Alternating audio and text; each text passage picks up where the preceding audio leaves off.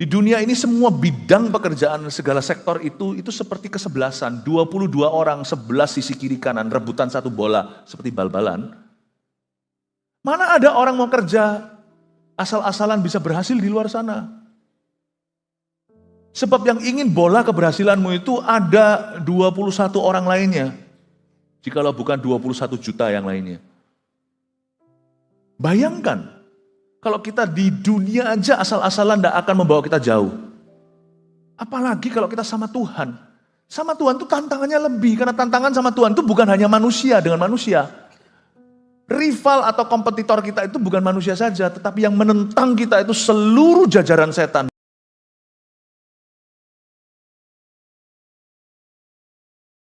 Mari kita sama-sama berdoa. Tuhan Yesus, di Christmas Eve ini, waktu kami merayakan Natal, kami mau mengingat Tuhan. We want to talk about Jesus. Kami ingin merenungkan, membicarakan tentang seorang pribadi termulia sepanjang sejarah. Tiada lain adalah Yesus Kristus, Tuhan dan Juru Selamat kami semua. Bukan hanya Tuhannya orang Kristen, tetapi umat manusia. Hamba berdoa pada hari ini, Engkau mengurapi kami semua dengan firman yang bisa dimengerti, yang menjamah hati kami dan memberi pengertian, ya Tuhan, akan kehidupan. Sembunyikan hamba-Mu di balik salib-Mu selalu, agar manusia melihat Tuhan Yesus dan diubahkan. Bapa, kami mencintai-Mu, kami mengasihi-Mu, terlebih karena Engkau telah memberikan putra-Mu yang tunggal bagi kehidupan orang berdosa seperti kami ini. Terima kasih di dalam nama Yesus, haleluya. Amin. Berikan tepuk tangan untuk Tuhan sekali lagi. Kita sekarang membuka bersama-sama Markus pasal 2, cerita tentang drama hari ini. Markus 2 ayat 1 sampai 12.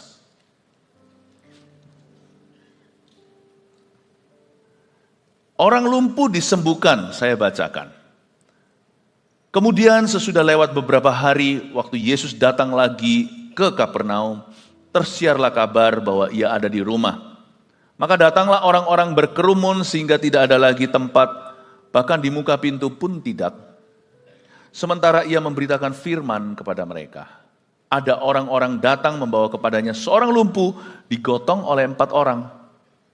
Tetapi mereka tidak dapat membawanya kepadanya, karena orang banyak itu. Lalu mereka membuka atap yang di atasnya, sesudah terbuka mereka menurunkan tilam tempat orang lumpuh itu terbaring. Ketika Yesus melihat iman mereka, berkatalah ia kepada orang lumpuh itu, "Hai anakku, dosamu sudah diampuni." Tetapi di situ ada juga duduk beberapa ahli Taurat, mereka berpikir dalam hatinya, "Mengapa orang ini berkata begitu? Ia menghujat Allah. Siapa yang dapat mengampuni dosa selain daripada Allah sendiri?" Tetapi Yesus segera mengetahui dalam hatinya bahwa mereka berpikir demikian. Lalu ia berkata kepada mereka, "Mengapa kamu berpikir begitu dalam hatimu? Manakah lebih mudah mengatakan kepada orang lumpuh ini, dosamu sudah diampuni, atau mengatakan, bangunlah, angkatlah tilammu dan berjalan? Tetapi supaya kamu tahu bahwa di dunia ini anak manusia berkuasa mengampuni dosa, berkatalah ia kepada orang lumpuh itu, kepadamu kukatakan, bangunlah, angkatlah tempat tidurmu dan pulanglah ke rumahmu. Dan orang itu pun bangun, segera mengangkat tempat tidurnya, dan pergi keluar di hadapan orang-orang itu sehingga mereka semua takjub, lalu memuliakan Allah, katanya, yang begini belum pernah kita lihat. Saya ingin fokus dalam satu kalimat. Kalimat ini menjadi topik kebaktian pagi hari. Tersiarlah kabar. Kalimat ini terdiri dari 2 kata, tersiarlah kabar, sangat melompat di dalam roh saya waktu saya mempersiapkan untuk hari ini. Tersiarlah kabar. And the news spread. What news? Apa aja yang bisa tersiar? Apa saja yang bisa tersebar? Gosip bisa. Biasanya orang kepahitan itu cepat menyebarkan kepahitannya. Demikian pula spirit pesimisme. Ketika seseorang itu nggak percaya, nggak mungkin bisa, waduh itu menular. Tapi yang tersebar bukan itu semua. Tersiarlah kabar bahwa Yesus ada di rumah, dia pulang kampung. Kita semua tahu Yesus lahir di Bethlehem 2000 tahun yang lalu. Dia dibesarkan di Nazaret, makanya ada julukan, nickname-nya adalah Yesus dari Nazaret. Tetapi Tuhan Yesus itu menaruh basis pelayanannya, markas besarnya itu di Kapernaum, sebuah kota Gentiles atau kota orang-orang non-Yahudi.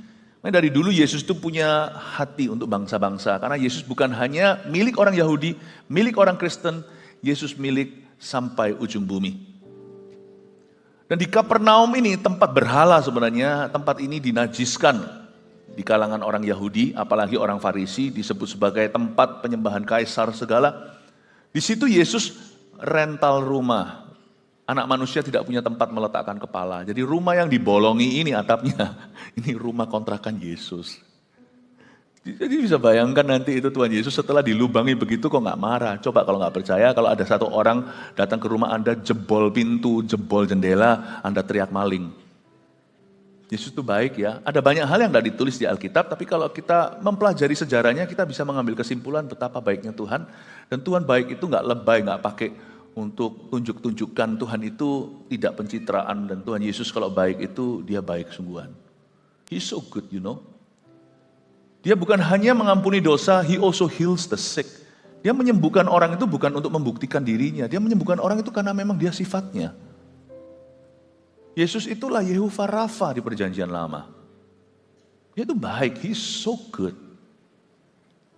Tapi kita mulai baca sekarang, lihat gimana tersiarlah kabar menjadi cikal bakal mujizat seorang lumpuh yang tentunya dia sendiri mungkin pesimis, tapi gara-gara 4 orang kawannya dia, 4 sekawan itu, maka dia terjebak dengan iman. Gak ada orang ya bisa terpaksa beriman, gak ada. Tetapi ternyata Tuhan itu gak hanya melihat atau memandang iman orang yang berkepentingan, tapi juga memandang iman orang yang terbeban untuk orang yang pesakitan. Sakit kita mungkin bukan fisik hari ini, sebagian kita sehat-sehat aja alias healthy. Tapi sebagian di antara kita, sakit kita itu sakitnya jiwa, meskipun bukan orang gila. Mungkin pesakitan dalam hal-hal lain dalam hubungan kita.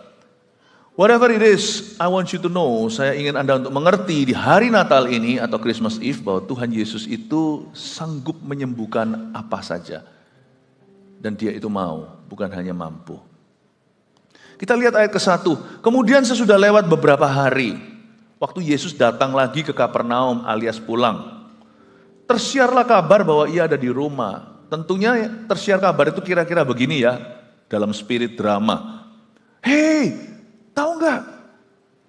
Pak Pendeta Yesus pulang. Boksu. Yesus kan rabi alias guru. Dia udah pulang. Ayo cepet-cepet kita rame-rame ke sana. Karena zaman itu belum sosial media. Dari kata dari satu orang ke orang lain, dari berita mulut, satu persatu semua tetangga akhirnya hengkang dari rumah, lalu bawa semua yang sakit, aku bawa ini, aku bawa itu, semuanya lari ke sana. Mereka datang ke Yesus itu minta mujizat. Dan Tuhan tidak tolak. Jangan menolak orang-orang yang desperado putus asa datang minta didoakan untuk mujizat. Jangan gurui mereka dan berkata, oh kamu tidak betul lah, motivasi lah, punya maksud sama Tuhan. You know, people have the right to come to God. Orang punya hak untuk datang ke Tuhan, apapun kondisinya. Dan kebutuhan serta pergumulan. Manusia itu berhak datang kepada Tuhan karena Tuhanlah yang menciptakan onderdil mereka. Cuman Yesus itu baik sekali.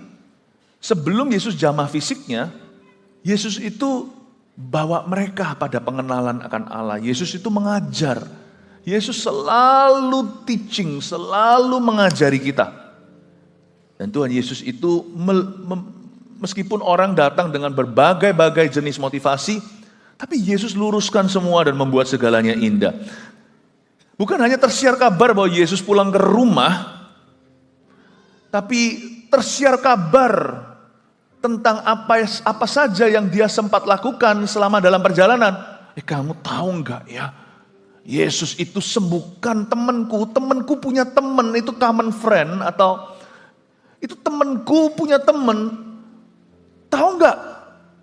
Dia itu tuli sebelah kiri, bunyi nging terus, lalu tiba-tiba bernanah. Lalu suatu hari Yesus cuma lewat. Kan di Alkitab katakan tidak semua mujizat Tuhan itu terrekor. Apabila semua tercatat, kata Yohanes dalam Injil, seluruh bumi punya perpustakaan, tidak akan cukup untuk menampung segala sesuatu yang dia perbuat. Kamu tahu nggak ya, Tuhan Yesus lewat gitu aja. Orang kan suka bumbui ya, kena anginnya. Lewat gitu aja langsung ngingnya hilang dan dia sembuh total. Dia mendengar, pendengarannya dulu cuma sisa 30%. Turun terus jadi 15. Tapi sekarang dengarnya itu jelas sekali. Hati-hati sama tetanggaku itu nanti kalau kamu rasan-rasan dia bisa dengar dari tembok sebelah. Bukankah semua kabar-kabar ini sekalipun manusia kadang-kadang punya versinya. Tetapi setiap kabar-kabar tersebut ternyata menghasilkan mujizat orang lain juga. Bukankah ada mujizat-mujizat di Alkitab seperti si pendarahan 12 tahun itu, ibu itu. Gara-gara dia mendengar tentang Tuhan, dia punya kesimpulan kalau ku jamah punca jubahnya, aku akan sembuh. Bukankah begitu? Mungkin dia sempat dengar yang gituan. Yesus cuma lewat kena anginnya. Padahal yang sembuhkan itu bukan punca jubahnya, tapi sifat Tuhan. Makanya Tuhan nantinya koreksi si wanita pendarahan itu. Imanmu anakku yang menyembuhkanmu, bukan punca jubahku. Your faith in my good character. Imanmu pada karakterku yang baik. Imanmu pada kesetiaanku, imanmu pada kasih, bukan pada garment. Wow, God is so good. He heals them first, then corrects them later. Dia sembuhkan dulu, lalu koreksi nanti. Kita semua itu diselamatkan dulu, lalu dikoreksi setiap hari ya kan. Saya diselamatkan 31 tahun yang lalu, hampir 32. Lalu tiap hari saya dikoreksi untuk menjadi semakin serupa dengan gambarannya. That's the good God you have. Berapa banyak di antara kita tidak mau datang pada Tuhan karena kita merasa kita kurang sempurna. Kita merasa kita masih berdosa. Kita merasa kita belum baca seluruh Alkitab. Kita nggak tahu kehendaknya. Tahukah Anda punya satu hak. Maling aja kalau ditangkap, penjahat misalnya, diberi hak pengacara. Kamu boleh diam sekarang, kalau kamu bisa hire pengacara sendiri, silakan, kalau enggak negara akan provide atau sediakan. Tahukah bahwa maling penjahat aja punya hak? Anak-anak Tuhan sekalipun pendosa juga punya hak untuk datang ke Tuhan. Kemarilah kepadaku yang letih lesu dan terbeban berat. Tuhan itu mau menerima kita. Jangan merasa diri, kurang apa. Yesus datang tersiar kabar. Pokoknya tersiar kabar tentang Yesus. Semua mujizatnya, perbuatannya, pengajarannya. Wah, rame itu. Yesus itu dulu adalah sumber pro kontra. Sampai hari ini. Hanya karena sekarang Yesus tidak hadir secara fisik. Siapa yang mendemonstrasikan Yesus, yang menyatakan Yesus tidak lepas daripada kabar yang simpang siur. Tapi asal Yesus namanya diberitakan, di situ ada pengharapan. Tersiarlah kabar, orang-orang itu cerita-cerita tentang Yesus. Makanya keempat orang teman lumpuh ini terinspirasi untuk melakukan sesuatu bagi kawannya. Tidak hanya diam saja. Dari sini kita pelajari sesuatu bahwa iman itu selalu timbul dari pendengaran firman dan kesaksian. Karena itu hati-hati apa yang kau dengarkan. Hati-hati gunakan telingamu. Ketika kita bergumul dengan sesuatu, ketika kita berdoa, kalau kita mau maju, pilih-pilih siapa dan apa yang kau dengarkan. Karena output itu dipengaruhi input. Iman kita itu nggak lepas dari apa yang kita dengarkan. Sebenarnya alat iman, anggota tubuh kita yang paling mempengaruhi iman kita itu kuping kita. Sungguhan. Baru setelah itu lidah. Telinga kita dengarkan, kalau kita percaya, maka kita akan mengakuinya setiap hari. Aku percaya bahwa Yesus akan menolong aku. Karena itu pakai telinga kita. Jadikan setiap anggota tubuh kita itu senjata kebenaran, bukan senjata kelaliman. Tersiarlah kabar bahwa Yesus ada di rumah. Iman timbul dari pendengaran. Pendengaran oleh firman. Makanya Yesus suka mengajar, dengarkan pengajarannya. Lebih baik lagi buat kita hari ini. Pengajaran Yesus sudah tercatat semua. Kitab Injil itu lengkap, Matius, Markus, Lukas, Yohanes, belum lagi seluruh Alkitab, Perjanjian Baru dan Perjanjian Lama. Yesus itu pengajarannya itu tidak jauh. Kita sudah punya Alkitab. Alkitab jangan dijauhi. Kalau kita mau bangun iman kita, baca firman, renungkan, dengar khotbah. Khotbah-khotbah Tuhan juga memakai khotbah. Khotbah itu proklamasi firman. Khotbah itu penjelasan firman. Makanya itu nanti di Perjanjian Baru diajarkan seorang hamba Tuhan harus cakap mengajar. Bahkan Paulus mengatakan pada Timotius, kamu harus menjadi seorang pekerja yang tidak malu untuk memberitakan dan menjabarkan kebenaran. Harus menjadi pekerja yang terlatih untuk melakukan itu. Khotbah-khotbah itu sekalipun tidak langsung hanya membaca ayat Alkitab, tetapi menjelaskan itu semuanya dan itu menghidupkan. Disitulah firman itu menjadi rema ketika kita menjelaskannya. Ingatlah kalau Anda mau iman Anda itu berhasil, maka kita harus rajin-rajin merenungkan firman. Tersiarlah kabar ini berarti juga iman timbul dari pendengaran, bukan hanya firman tapi juga kesaksian. Ayat 2, maka datanglah orang-orang berkerumun sehingga tidak ada lagi tempat, bahkan di muka pintu pun tidak. Sementara Yesus memberitakan firman kepada mereka, itu dia. Yesus memberitakan firman itu kepada mereka. Luar biasa ya. Kalau zaman itu Yesus memberitakan firman dari perjanjian lama, karena belum ada perjanjian baru. Perjanjian baru masih in the making, dalam proses pembuatan. Rasul-rasul yang mengikuti dia 12 itu minus 1, yaitu Yudas Iskariot, satu-satu mencatat. Beberapa di antara rasul itu menjadi penulis Alkitab. Yohanes pasti, lalu habis itu Petrus. Lalu nanti murid-murid Yesus berikutnya, bahkan saudaranya sendiri yaitu Yakobus, Yudas juga menuliskan perjanjian baru, Rasul Paulus. Kalau kita membaca Alkitab ini semua hari ini, lengkap pengajarannya. Zaman dulu Yesus hanya menjabarkan perjanjian lama. Yesus berkata, bukankah hukum Taurat berkata begini, aku tidak datang meniadakannya, aku datang justru menggenapinya. Kalau dulu dikatakan mata ganti mata, gigi ganti gigi, sekarang aku katakan kepadamu kasihilah musuh-musuhmu. Semua hukum Taurat itu yang berlebihan seolah-olah dan dirangkum dalam 10 perintah utama, itu semuanya bergantung pada 2 perintah saja, kasihilah Tuhan dan kasihilah sesama. Luar biasa ya. Karena itu kalau ada orang menampar pipi kananmu, kamu kasih pipi kirimu. Aku berkata kepadamu, bahwa hukum kasih itu lebih tinggi. Sebab barang siapa mengasihi, dia tidak akan mau berzina kalau dia mengasihi istrinya. Barang siapa mengasihi sesamanya nggak akan ambil HP-nya. Jangan mencuri. Menjadi mudah diikuti. Luar biasa ya. Khotbah hari ini pun semuanya nggak jatuh jauh dari pohonnya. Kita ambil dari perjanjian baru, penjabaran Yesus dan perjanjian lama dengan kacamata Tuhan. Dengan sudut pandang Allah, sudut pandang Kristus di dalamnya. Tahukah Anda, sampai hari ini Yesus masih memberitakan firman kepada gereja. Dan lewat gereja, gereja terus memberitakan firman kepada dunia. Tahukah bahwa khotbah itu adalah gawenya Allah? Makanya tidak boleh sembarang orang ingin jadi guru. Khotbah itu beda dengan motivasi. Menjadi motivator bisa, ini itu. Keluarkan Kristuslah dari equation atau dari kalkulasinya.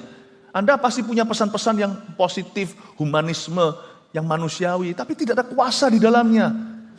Apa yang membuat khotbah itu beda dengan hanya sekedar ceramah atau motivasi saja? Injil di dalamnya. The teaching of the apostles, pengajaran rasul-rasul itu beda, kan ada dimensi kerajaan Allah di dalamnya. Makanya seringkali kita ngomong begini kan, ada orang, wah orang ini, wah pintar ngomong ya anaknya suatu hari jadi pengkhotbah. Enggak tentu. Pengkhotbah itu yang Tuhan pilih biasanya yang malu, yang bukan malu-maluin, yang malu, yang tersipu-sipu, yang merasa gagap lidah seperti Musa. You be very surprised. Orang pintar ngomong enggak tentu Tuhan akan pilih sebagai pengkhotbah. Tapi orang yang punya personal relationship with Him, yang punya hubungan pribadi dengan Tuhan. Nggak tentu. Khotbah nggak ada hubungannya dengan pintar ngomong. Khotbah itu Tuhan ngomong dan melalui vessel atau melalui saluran yang Tuhan pilih.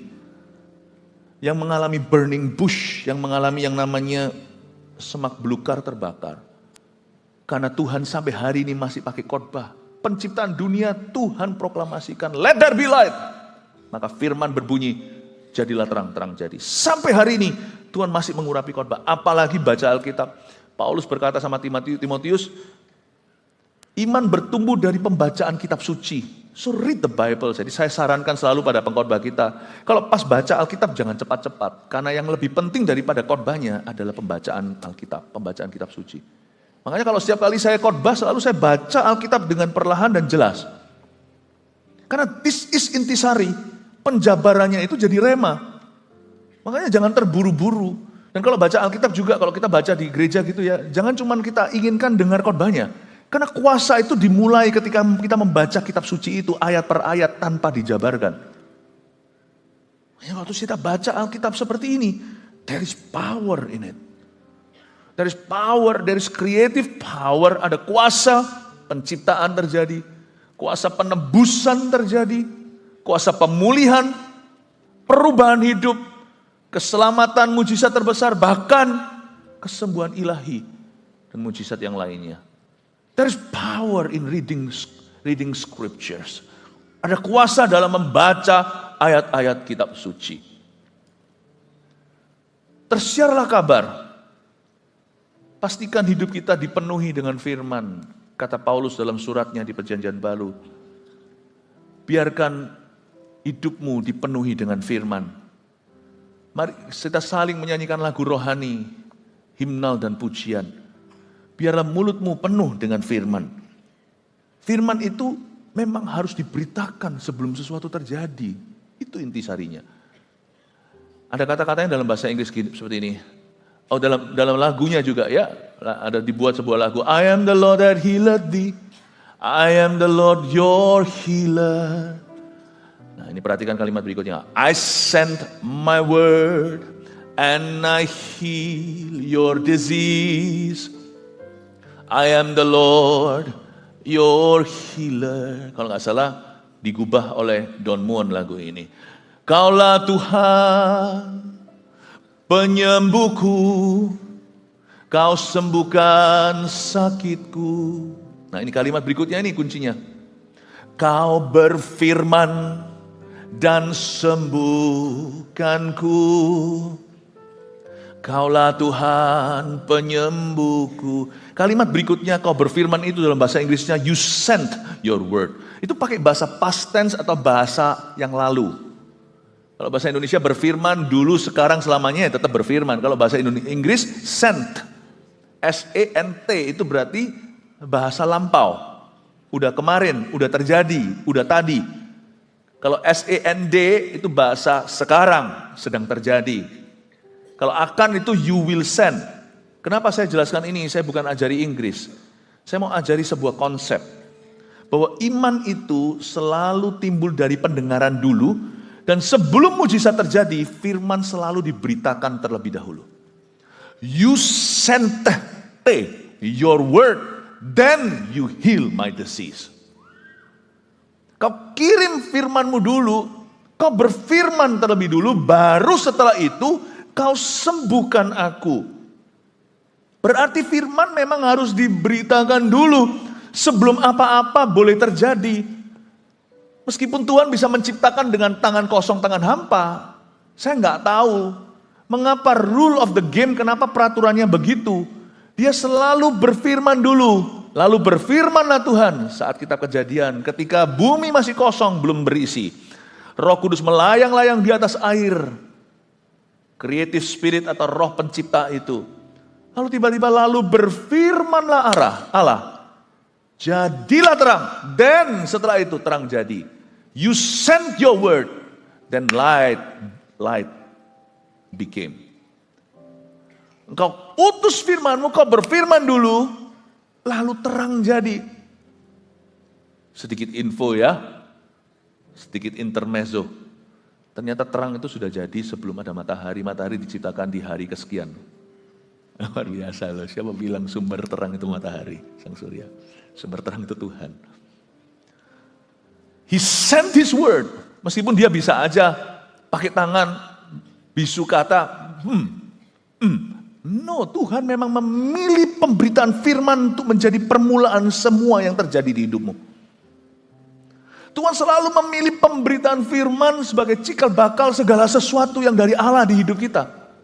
Ya sudah, kita nggak bisa lawan, itu memang sudah hukum, gravitasi juga jangan dilawan. Terima saja sebagai fakta. Bahwa Tuhan berfirman dulu dan sembuhkan, itu memang sudah faktanya. Makanya nggak heran kan, di dalam sebuah kebaktian misalnya, kalau firman itu bicara tentang pemulihan terjadi. Kalau firman itu bicara tentang kesembuhan terjadi. Misalnya kalau kita ada sebuah evangelistic event atau sebuah acara untuk menjangkau orang-orang berdosa, kita beritakan keselamatan terjadi. Kenapa ya? Apakah Tuhan nurut sama kita? Bukan, tetapi pengkhotbahnya sudah diinspirasi, nanti harus khotbah apa? Tuhan berfirman, dia hanya saluran, dan waktu Tuhan berfirman, boom, sesuatu terjadi di ruangan itu. Luar biasa enggak? Luar biasa enggak? Pada waktu saya di Korea, khotbah di sebuah gereja besar sekali di sana, di gereja Korea. Tahun ini atau tahun lalu ya, saya lupa. Roh Kudus, waktu saya doa, Roh Kudus itu taruh dari hati saya bicara tentang baptisan Roh Kudus. Korea loh. Nggak tentu, di Korea itu bisa tepuk tangan gitu, tapi nggak tentu mereka sudah betul-betul mengalami makna penuh dari Pentakosta. Pagi-pagi, padahal pagi-pagi pukul berapa itu? Pukul 6 ibadahnya, bukan hari Minggu, hari biasa. Lalu saya berkhotbah tentang baptisan Roh Kudus dengan tanda berbahasa roh. Saya doa, nggak tumpang tangan, jumlah orang banyak sekali, ujung sana nggak kelihatan. Saya berdoa, tiba-tiba seperti ada dengungan di seluruh ruangan. Orang-orang kepenuhan Roh Kudus dengan berbahasa roh. Lalu saya tanya, siapa di sini yang terima bahasa lidah? Oh, itu malam hari, sorry. Paginya saya ketemu dengan orang-orang itu lagi. Besok paginya orang Korea itu rajin-rajin ibadah. Malam ibadah, pagi ibadah, pukul 6. Saya orang Indonesia, meskipun saya termasuk morning person aja, jam 6. Jam 6 bangunnya harus jam berapa? Doa dulu, mandi dulu, perjalanan. Jadi saya sudah jam saya lebih pagi dari matahari terbit. Lalu habis itu saya tanya, kemarin siapa di sini yang menerima bahasa roh pertama kali, yang angkat tangan banyak, mula-mula kakek-kakek, nenek-nenek, umur 70 ke atas semuanya angkat tangan. Saya lihat di seluruh ruangan orang-orang angkat tangan, karena anak-anak muda nggak datang pagi itu. Wow, you see, waktu kita memproklamasikan bahwa ada Pentakosta dan Pentakosta terjadi. Tuhan tuh cara kerjanya tuh begitu. Dia berfirman dulu. Makanya saya nggak berani sapa setiap hari sebelum saya dapat firman untuk hari itu, daily breadku. Berikan padaku rezeki makananku secukupnya, give me my daily bread. Itu pertama-tama spiritual bread. Makanya jangan kita langsung dari bangun tidurku terus mandi langsung ke kantor. Berlutut dulu istilahnya, sekalipun Anda tidak harus berlutut sungguhan. Cari dulu firman. Ambil dulu manamu secara rohani tiap pagi. Lord, semua yang terjadi di hidupku hari ini harus ada fresh word for it. Harus ada firman yang segar. Saya harus mendapat kabar dari Tuhan. Makanya kalau bangun tidur kita langsung nyalakan berita, ya bolehlah. Berita itu nanti supaya kita itu nggak ketinggalan. Berita pertama yang saya harus dengarkan, tersiar kabar adalah langsung dari Tuhan. Saya mau dapat kabar dari Yesus hari ini. Saya ingin tahu isi hatinya. Saya mau masuk hadiratnya tiap pagi, merenungkan firman-Nya, dan apa yang saya dapatkan itu meskipun tidak langsung secara harafiah menceritakan segala sesuatu yang akan saya hadapi atau alami, tapi ini menjadi pedoman, menjadi pelita bagi kaki dan terang bagi sepanjang jalanku sampai matahari terbenam, sampai saya tidur nanti malam. Tersiarlah kabar. Jangan cari yang simpang siur. Cari ke sumbernya. Kabar yang benar itu kabar baik atau good news itu dari Kristus. I always seek His good news first. Sebelum headline news. Apalagi orang-orang yang hatinya itu gak bercokol pada firman, itu gampang kena hoaks-hoaksan. Dapat sedikit kabar gini, wow, langsung bahkan kita forward dan kita teruskan kemana-mana. Itu menurut saya adalah sebuah kekilafan. Jangan. Lihat ya, Biasanya orang yang ombang-ambing dengan kata orang itu orang tidak mapan sama firman Tuhan. Orang yang mapan sama firman Tuhan itu tidak goyang.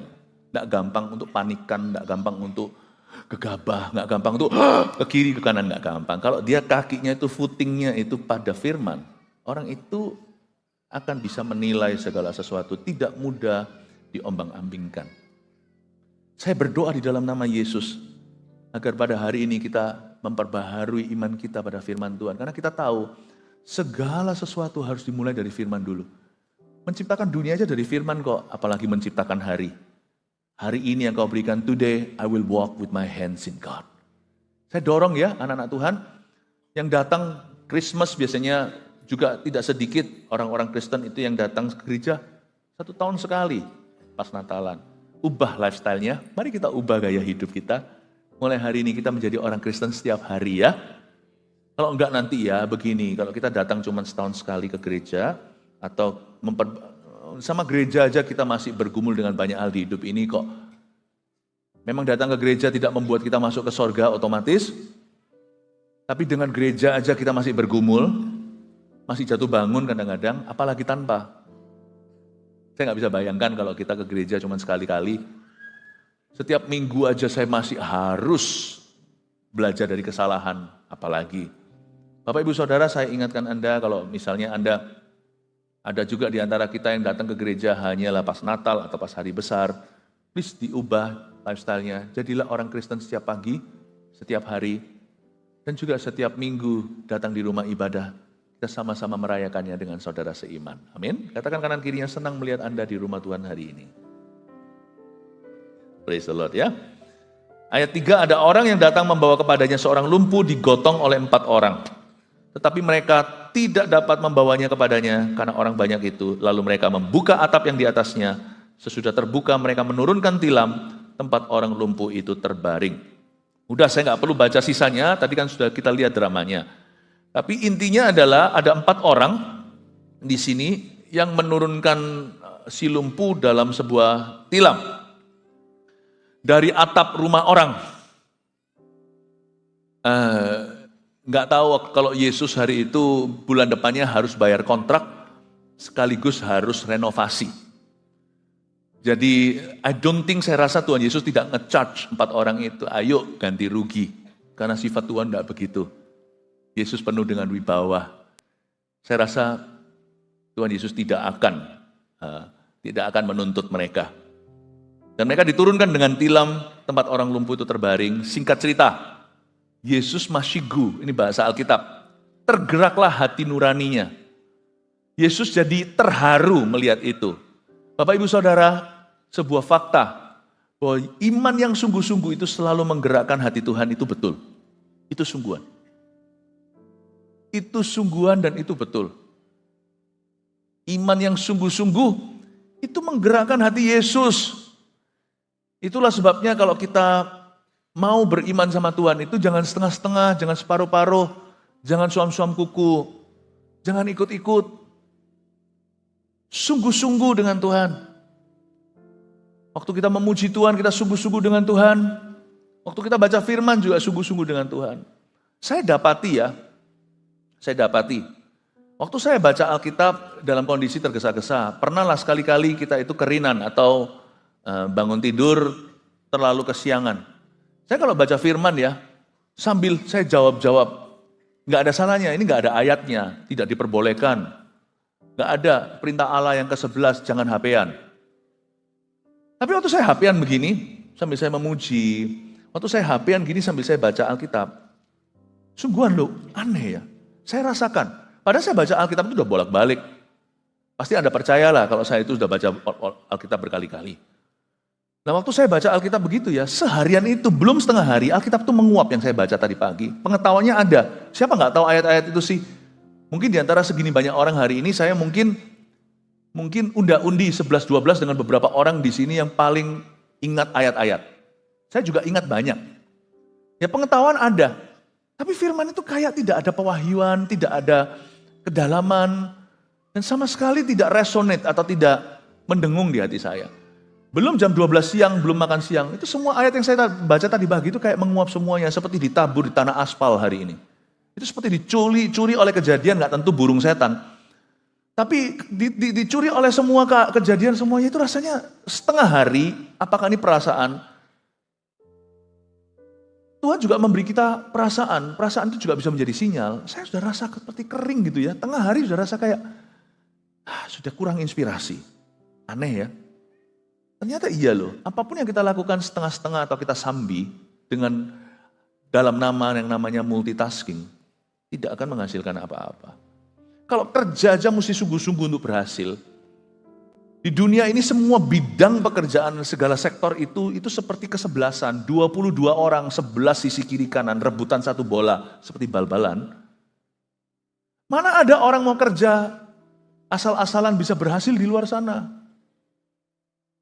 Sebab yang ingin bola keberhasilanmu itu ada 21 orang lainnya. Jikalau bukan 21 juta yang lainnya. Bayangkan, kalau kita di dunia aja asal-asalan tidak akan membawa kita jauh. Apalagi kalau kita sama Tuhan.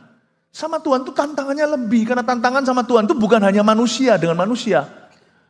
Rival atau kompetitor kita itu bukan manusia saja, tetapi yang menentang kita itu seluruh jajaran setan. Bukankah Daniel berdoa sungguh-sungguh? Dia berdoa itu berkali-kali sehari. Kalau Anda lihat cara orang Yahudi berdoa, salah satu yang membuat dia dilempar ke gua singa adalah karena dia berdoa ketahuan. Dan waktu dia berdoa dengan sungguh-sungguh, bahkan dia berpuasa untuk berdoa. Saya tidak ajari bahwa orang Kristen harus menderita, baru didengarkan. Enggak, semua itu kasih karunia. Tapi kasih karunia kita itu cuma-cuma dari Allah. Tetapi kasih karunia kita itu tidak gampang karena kita ini kedagingan. Coba kalau kita doa asal-asalan, gak sungguh-sungguh, berimannya setengah-setengah, masa mungkin terjadi sesuatu sih? Coba kalau kita doa di atas ranjang kita, apalagi udah letih tubuh, sebentar lagi akan tertidur pulas. Daniel itu berdoa sungguh-sungguh, berpuasa lagi. Dia cai only. Dia makan sayur saja. Makanya ada namanya puasa Daniel. 21 hari kemudian baru datang jawaban doa. Gabriel berkata, aku ditentang oleh Raja Persia. Itu bukan raja manusia. Raja Persia dan Gabriel menceritakan bahwa waktu aku bawa jawaban doa dari Allahmu kepadamu, aku ditentang sama semua jajaran kuasa kegelapan. Kalau dunia aja gak bisa asal-asalan, sama Tuhan musuhmu itu setan. Kedagingan. Iman itu gak bisa setengah. Sungguhan, apapun yang saya imani di hidup ini, percayalah, kiri kanan itu bisa dipakai untuk mencuri. Lebih banyak orang yang melemahkanmu. Belum lagi kedagingan kita ini gravitasinya dosa. Lebih gampang untuk gak percaya. Coba ya, kita bisa dengar 10 good news, 10 kabar baik. Satu kabar buruk langsung melemahkan seluruh otot kita. Kita bisa sangat positif, dengar satu perkara negatif, langsung semuanya berubah. Itulah sebabnya jangan separuh-separuh. Makanya 4 orang ini waktu melihat mereka mau bawa temannya itu, dan dia lihat tempat itu sudah penuh, di depan pun overflow-nya sudah nggak ada tempat lagi, nggak ada ruang untuk berjalan. Gimana masuknya? Mereka naik atap, lubangi. Selalu ada mau, ada jalan. Bukankah selalu ada pepatah, ada kemauan, ada jalan? Iman itu ya begitu. Kalau kita beriman sama Tuhan, kita mesti sungguh-sungguh. Totalitas sama Tuhan. Kalau kita nggak totalitas sama Tuhan, susah saudara. Amin Bapak Ibu Saudara. Kalau Anda mau beriman sama Tuhan, sungguhan. Jangan setengah-setengah. Tuhan aku percaya. Intinya adalah, jikalau Anda berdoa, jangan lupakan doamu sendiri. Doa makan itu yang adalah doa asal-asalan yang penuh dengan yang bisa ditoleransi. Saya sendiri berkali-kali melakukan kesalahan itu, jadi setelah doa. Amin. Setelah makan, sudah doa enggak ya? Ya kan, enggak apa-apa lah. Kalau makan aja kan gampang. Apa yang masuk di sini kan keluar jamban, jadi enggak masalah. Not really that serious. But concerning your life and life decisions, tentang hidupmu dan keputusan hidupmu, apalagi keputusan hatimu, apapun yang Anda gumulkan, kalau Anda doa, jangan lupakan doamu sendiri. Dijawab atau belum dijawab oleh Tuhan, do not forget your prayer. Don't forget it. Satu tanda apakah iman kita sungguh-sungguh saat meminta sesuatu atau saat kita itu sedang menghampiri Tuhan dengan iman kita. Satu tanda imanmu itu sungguhan atau tidak adalah apakah Anda lupakan doa itu. Doa tidak boleh bertele-tele. Berulang-ulang itu tidak sama dengan bertele-tele. Doa itu kadang-kadang perlu berulang-ulang terus didoakan sampai kita mendapatkan jawaban Tuhan. Ini bukan ngotot pakai marah, bukan. Ini ngotot karena percaya. Kalau enggak ya, tergerus waktu. Lalu kita nggak tahu kapan doa itu dinaikkan dan kapan itu doa akan digenapi oleh Tuhan. Jangan sampai kita izinkan doa tersebut terbuang sia-sia. When you pray to God, don't forget your own prayer. Makanya ada baiknya kita jurnal doa kita. Saya doakan, saya sudah coret, selesai. Doakan, saya juga coret, selesai. Karena iman itu mesti sungguh-sungguh. Amin. Amin. Karena Tuhan melihat iman 4 orang itu ketika diturunkan, Tuhan bilang ini orang ngotot banget ini. Gak ada tempat dari depan, bolongi atap. Turunkan ke tengah-tengah, itu penuh bahaya. Nah kalau salah satunya tiba-tiba tangannya agak sedikit basah lalu kasusnya bukan lagi Yesus bangkitkan orang lumpuh tapi bangkitkan orang mati. Jatuh dari atap itu si lumpuh. Iman itu penuh resiko. Jangan takut untuk hadapi resikonya kalau kita beriman. Amin Bapak Ibu Saudara. Anda beriman untuk apa? Keselamatan anggota keluarga Anda? Tentukan. Ambil tuh formulir baptisan. Gak tahu masih ada gak sekarang? Ya, atau tuliskan di sana, doakan Tuhan, harinya akan tiba, saudaraku ini akan terima Yesus. Doakan. Kalau Anda beriman untuk kesembuhan Anda, ayo sungguh-sungguh, klaim firman Tuhan, fokus pada janji itu, terjadi atau enggak urusan nanti. Tapi kita beriman sungguh-sungguh. Jangan berdoanya gini, Tuhan sembuhkan saya, tapi kalau Tuhan tidak menghendaki saya sembuh ya enggak apa-apa. Loh, lu maunya apa? Ya kan? Lu maunya apa? Aku percaya aku akan sembuh. Sembuh gak sembuh urusan nanti. Aku percaya dulu. Amin Bapak Ibu. Iman itu harus sungguh-sungguh. Saya gak tahu 4 orang waktu turunkan si lumpuh itu. Mereka gak ada berkata, nanti kalau Tuhan Yesus tolak gimana? Tuhan Yesus ngamuk gimana? Kalau Tuhan Yesus tidak sembuhkan gimana? Urusan nanti. Iman itu harus sungguh-sungguh. Tetapi inilah kabar baiknya. Yesus tergerak oleh iman yang sungguh-sungguh. Saya kasih 3 rangkuman renungan pagi hari ini. Tersiarlah kabar 1. Iman timbul dari pendengaran firman dan kesaksian. Hati-hati apa yang kau dengarkan. Jika lo mau beriman. Hati-hati apa yang kau dengarkan ketika beriman. 2. Firman harus diberitakan sebelum mujizat terjadi. Apapun mujizat, apapun berkat yang Anda nantikan. Ingat ya, cari firman dulu. Dengarkan suara Tuhan. 3. Yesus tergerak oleh iman yang sungguh-sungguh. Gak pernah ada cerita di ayat firman manapun juga Yesus tergerak oleh iman setengah-setengah. Coba baca, tunjukkan ke saya mana ada ayatnya. Yesus tergerak oleh iman separuh-separuh. Gak ada. Yesus hanya tergerak oleh iman yang sungguh-sungguh. Praise the Lord. Yang diberkati Tuhan katakan, amin. Mari kita semua bangkit berdiri.